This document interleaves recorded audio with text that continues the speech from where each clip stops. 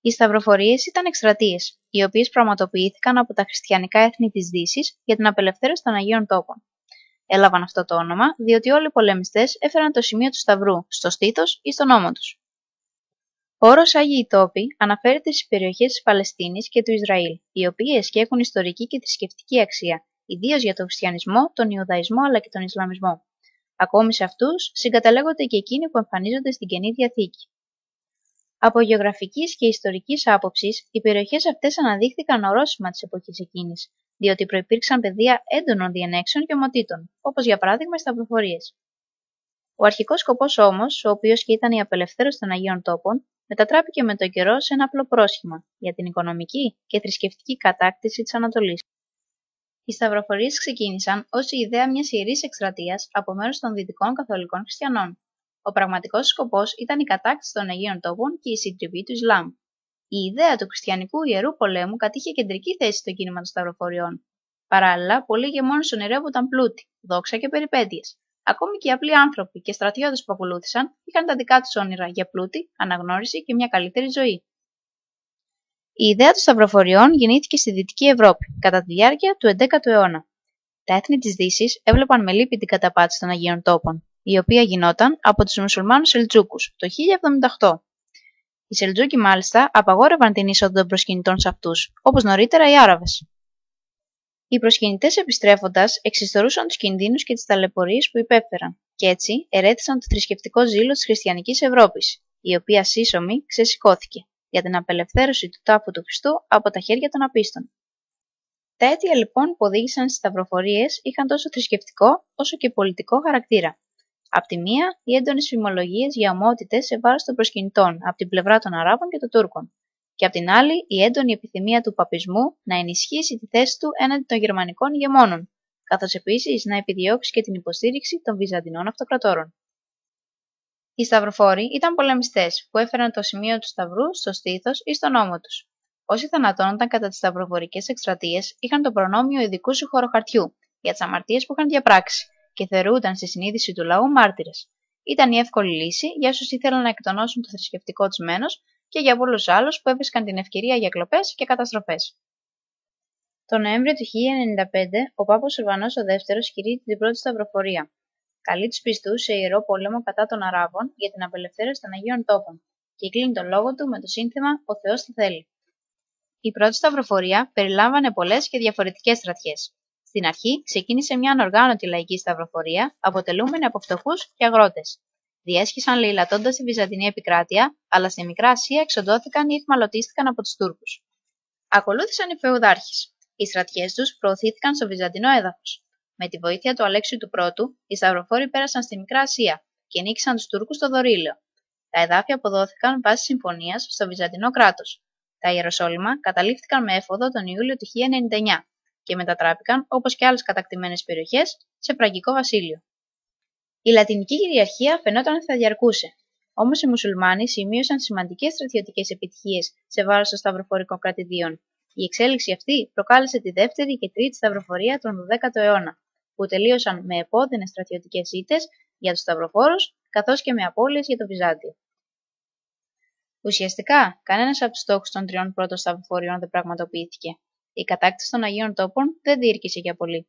Το μίσος χριστιανών και μουσουλμάνων αναζωπυρώθηκε, όπως επίσης η εχθρότητα μεταξύ Ελλήνων και Λατίνων. Αν οι σταυροφορίες πλούτησαν τη Δύση, αυτό συνέβη σε βάρος των πρωταγωνιστών τους. Οι υπότες αποδεκατίστηκαν και έγιναν φτωχότεροι, καθώς οι επιχειρήσεις στοίχησαν πολλά θύματα και το υπερπόντιο ταξίδι αποδείχτηκε πολύ έξοδο. Ωστόσο, χαμένη φάνηκε και η Εκκλησία. Τα μοναχικά τάγματα που δημιούργησε επέστρεφαν συχνά ηττημένα στη Δύση, εκτρέπονταν σε ελεηλασίες και προκαλούσαν την απογοήτευση και την οργή. Στα τέλη του 12ου αιώνα, η πολιτική ατμόσφαιρα στην Κωνσταντινούπολη ήταν βαριά. Το Βυζάντιο είχε απειληθεί σοβαρά από τους Νορμανδούς και οι σχέσεις με τους Βενετούς ήταν οξυμένες, ενώ ο γερμανικός αυτοκράτορας Ιρίκος ο Έκτος επεξεργαζόταν επεκτατικά σχέδια σε βάρος της αυτοκρατορίας. Η πολιτική, η στρατιωτική και η οικονομική αδυναμία της αυτοκρατορίας ήταν εμφανέστατη. Μέσα σε αυτό το κλίμα εκδηλώθηκε η τέταρτη σταυροφορία. Η ιδέα της τέταρτης σταυροφορίας άνοικε στο φιλόδοξο και δυναμικό Πάπα Ινοκέντη τον Τρίτο. Ο σκοπός της ασαφής και απροσδιόριστος. Αρχηγός των φεουδαρχών σταυροφόρων ορίστηκε ο Βονιφάτης ο Μονφερατικός, ενώ ο προορισμός των σταυροφόρων ήταν η Αίγυπτος και η Συρία. Τον Ιανουάριο του 1203, οι σταυροφόροι αποδέχονται την πρόταση του έκτοτου Βυζαντινού Αυτοκράτορα Ισαακίου Β του Αγγέλου για την αποκατάστασή του στο θρόνο. Οι σταυροφόροι φτάνουν μπροστά στα τείχη της βασιλεύουσας τον Ιούνιο του 1203. Στις 17 Ιουλίου του 1203 κατέλαβαν την Κωνσταντινούπολη και αποκατέστησαν τον Ισαάκιο Β στο θρόνο του. Παρά την αρχική εντύπωση ότι θα αναχωρούσαν για τους Αγίους Τόπους, παρέμειναν στην Κωνσταντινούπολη για να διακυμάσουν. Η αλαζονική τους όμως συμπεριφορά και η επιβολή βαρύτατης φορολογίας προκάλεσε την αντίδραση του λαού. Τότε ο Αλέξιος V, δούκας ο Μούρτζουφλος, εκμεταλλευόμενος τη λαϊκή δυσαρέσκεια, κατέλαβε πραξικοπηματικά το θρόνο. Το γεγονός αυτό προκάλεσε την αντίδραση των σταυροφόρων. Οι σταυροφόροι αρχικά αποφασίζουν τη διανομή της Βυζαντινής Αυτοκρατορίας υπογράφοντας τη Συμφωνία Διανομής στα τέλη Μαρτίου του 1204 και στη συνέχεια προχωρούν στην άλωση της Κωνσταντινούπολης. Με τη τέταρτη σταυροφορία η πρωτεύουσα του Βυζαντίου εκαταλείφθηκε στις άγριες διαθέσεις των σταυροφόρων, οι οποίοι προέβησαν σε τρομερές σφαγές, λαιλασίες και αρπαγές έργων τέχνης.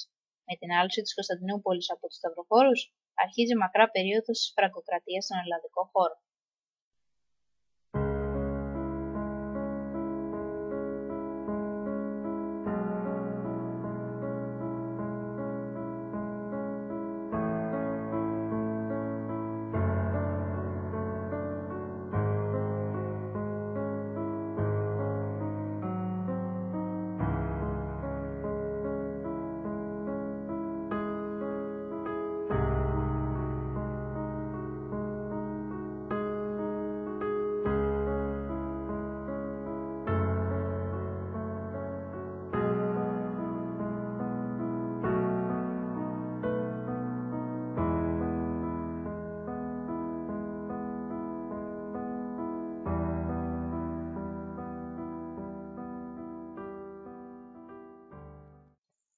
Η περίοδος από τα μέσα του 19ου αιώνα έως τον Πρώτο Παγκόσμιο Πόλεμο χαρακτηρίζεται από την δυναμική έξοδο των Ευρωπαίων στον υπανάπτυκτο οικονομικά κόσμο της Αφρικής και της Ασίας. Το γεγονός αυτό είχε απότερο σκοπό την αναζήτηση νέων αγορών και πηγών ενέργειας. Ωστόσο όμως πήγασε από την ακλόνητη πίστη στην ανωτερότητα του δυτικού πολιτισμού και στο χρέος εξαγωγής αξιών, θεσμών και φιλανθρωπίας. Η νέα αυτή αποικιοκρατία έμεινε γνωστή ως ιμπεριαλισμός και ήταν άρρηκτα και οργανικά συνδεδεμένη με τον εθνικισμό. Τα κύρια αίτια του φαινομένου εντοπίζονται στην ανάγκη των εκβιομηχανισμένων κρατών της Ευρώπης να βρουν νέες αγορές για τα βιομηχανικά τους προϊόντα, νέες πηγές πρώτων υλών, μεταλλεύματα, μαλλί, βαμβάκι και καυσίμων, πετρέλαιο και νέες περιοχές επένδυσης των κεφαλαίων τους. Ακόμη, η απόκτηση αποικιών, εμπορικών σταθμών και βάσεων εξασφάλιζε στα ισχυρά ευρωπαϊκά κράτη τον έλεγχο των θαλασσών και τον απρόσκοπτο εφοδιασμό των πολεμικών τους πλοίων, ενώ επιπλέον αποτελούσε και παράγοντα ενίσχυσης του εθνικού γοήτρου. Η κατάκτηση αποικιών επιβεβαίωνε την ανωτερότητα των κατακτητών, ενισχύοντας την εθνική τους αυταρέσκεια. Επομένως, τα κίνητρα της αποικιακής εξάπλωσης ήταν η πολιτιστική ενσωμάτωση υπανάπτυκτων λαών, η αναζήτηση αγορών και πηγών πρώτων υλών, η ακλόνητη πίστη στην ανωτερότητα του δυτικού πολιτισμού, το χρέος εξαγωγής αξιών και θεσμών του δυτικού πολιτισμού, καθώς επίσης και η φιλανθρωπία. Πρωτοπόροι της αποικιοκρατίας υπήρξαν οι εξερευνητές, οι χριστιανοί ιεραπόστολοι και οι έμποροι. Οι εξερευνητές, αναζητώντας νέες γνώσεις, ανακάλυπταν συχνά νέες περιοχές, τις οποίες καταλάμβαναν στο όνομα της χώρας τους, επεκτείνοντας έτσι την κυριαρχία της. Οι ιεραπόστολοι, διαδίδοντας τον χριστιανισμό, προετοίμαζαν το έδαφος για μια μονιμότερη ευρωπαϊκή παρουσία.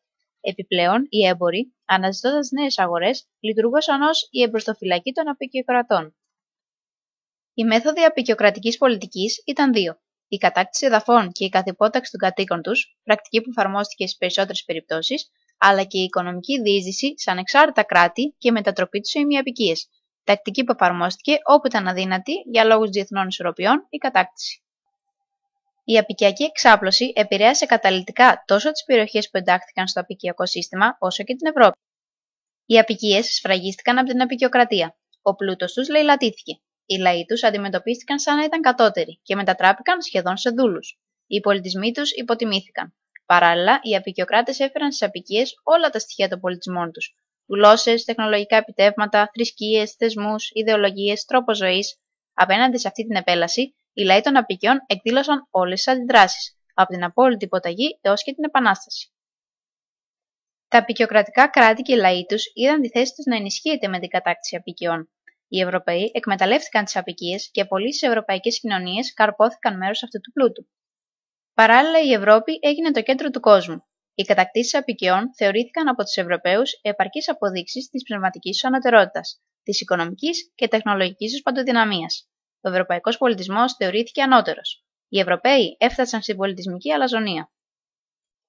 Η Κοινωνία των Εθνών ήταν διεθνής οργανισμός, που ιδρύθηκε το 1919, αμέσως μετά τον Πρώτο Παγκόσμιο Πόλεμο, στο Παρίσι. Ιδρύθηκε κατόπιν αμερικανικής πρωτοβουλίας και σημείωσε σταθμό στην εξέλιξη των διεθνών σχέσεων, καθώς υπήρξε η πρώτη προσπάθεια για συνεννόηση όλων των κρατών πάνω στα προβλήματα που απασχολούν την ανθρωπότητα. Οι κύριοι στόχοι της ήταν τρεις: ο αφοπλισμός και η πρόληψη του πολέμου μέσω της συλλογικής ασφάλειας, η διευθέτηση των διαφορών μεταξύ των χωρών μέσω των διαπραγματεύσεων, η διπλωματία και η βελτίωση της ποιότητας ζωής παγκόσμια. Η φιλοσοφία της διπλωματίας του συνδέσμου αποτέλεσε θεμελιώδη αλλαγή στη σκέψη από αυτή που επικρατούσε τα προηγούμενα 100 χρόνια. Ο σύνδεσμος δεν διέθετε δική του στρατιωτική δύναμη και έτσι εξαρτάται από τις μεγάλες δυνάμεις για να επιβάλλει τα ψηφίσματά του, τις οικονομικές κυρώσεις που αποφάσισε ή για την παροχή στρατευμάτων όταν χρειαζόταν. Οι εντολές της Κοινωνίας των Εθνών θεσπίστηκαν με το άρθρο 22 της Σύμβασης Κοινωνίας. Αυτά τα εδάφη ήταν πρώην αποικίες της Γερμανικής και Οθωμανικής Αυτοκρατορίας, που είχαν τεθεί υπό την εποπτεία της Κοινωνίας μετά τη λήξη του Πρώτου Παγκοσμίου Πολέμου.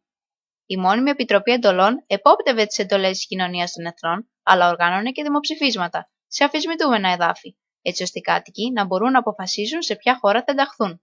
Υπήρχαν τρεις κατηγορίες εντολών. Κατά τα 3 πρώτα χρόνια του 1920, η Κοινωνία των Εθνών έπαιξε μικρό ρόλο στην επίλυση της αναταραχής που προκλήθηκε από τον πόλεμο για την επίλυση των εδαφικών διαφορών.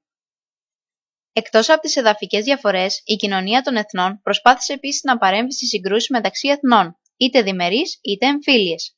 Ανάμεσα στις επιτυχίες της ήταν η προσπάθεια για την καταπολέμηση του διεθνούς εμπορίου του οποίου, της σεξουαλικής δουλείας και η εργασία της για την ελάφρυνση της κακής θέσης των προσφύγων.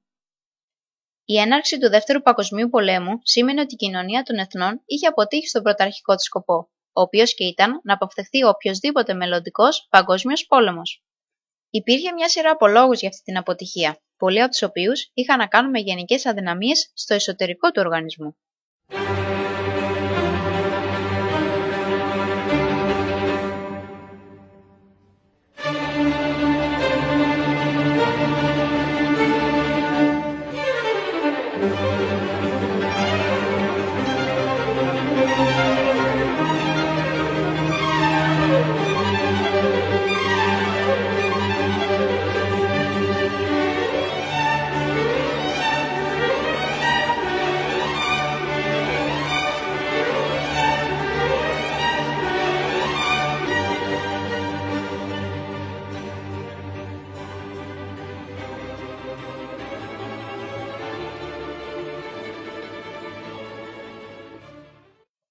Ο πόλεμος του κόλπου ήταν πολεμική σύραξη μεταξύ Διεθνούς Συμμαχίας κατά του Ιράκ για την απελευθέρωση του Κουβέιτ.